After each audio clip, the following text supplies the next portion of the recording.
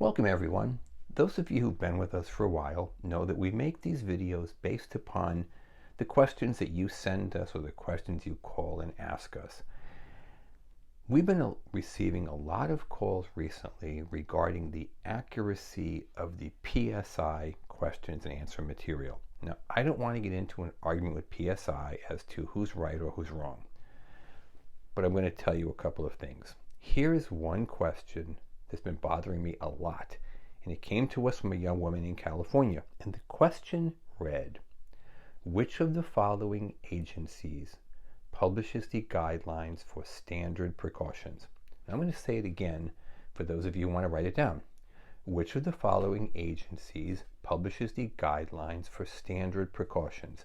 And the possible answer choices were OSHA, FDA, EPA, and state boards of barbering and cosmetology. OSHA, EPA, FDA, state boards of barbering and cosmetology. Now, according to the PSI materials, the correct answer there is OSHA. Now, I'm going to read you something, and you make up your mind what the correct answer is. From the first book, this is the most current Milady cosmetology book. In the foundations, on page number 126, it says the following. Standard precautions are guidelines published by the Center for Disease Control, the CDC, that require the employer and employee to assume all human blood is potentially infectious. Now, the second one comes from the 2016 Milady Cosmetology book. And on page number 193, it says, standard precautions are guidelines published by the Center for Disease Control requiring the employer and employee to assume all blood and body fluids are potentially infectious. And finally, the 2017 Milady Barber book. And here's what it says on page number 80.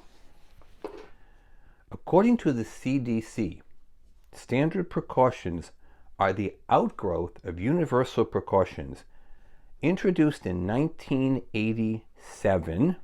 Universal precautions talked about blood-borne pathogens. In 1996, the CDC upgraded universal precautions and called them standard precautions.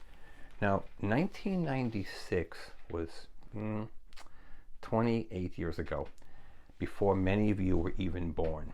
So I leave it up to you to decide the accuracy of the PSI question that OSHA determines standard precautions.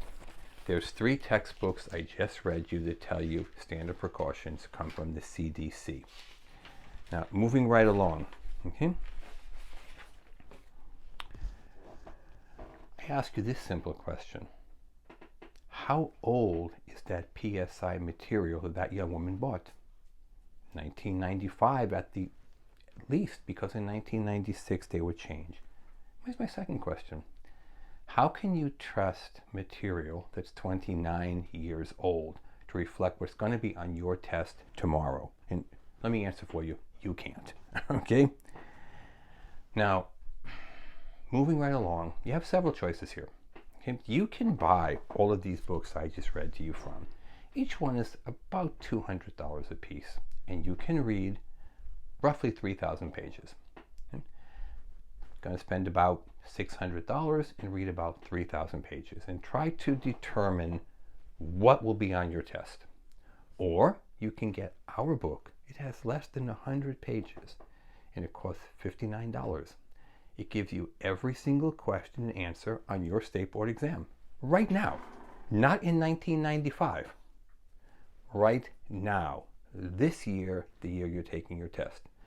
You can give us a call and order with anybody on the phone here, 760-534-4434. You can visit our website, www.cosmetologystateboardexam.com.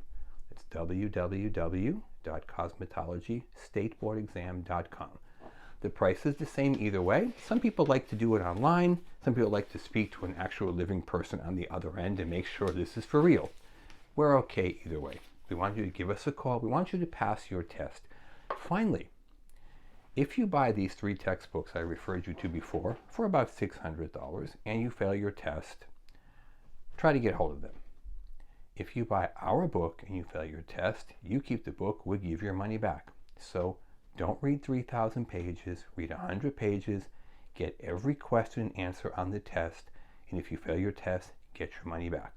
Give us a call, 760-534-4434. Couldn't get much easier than that.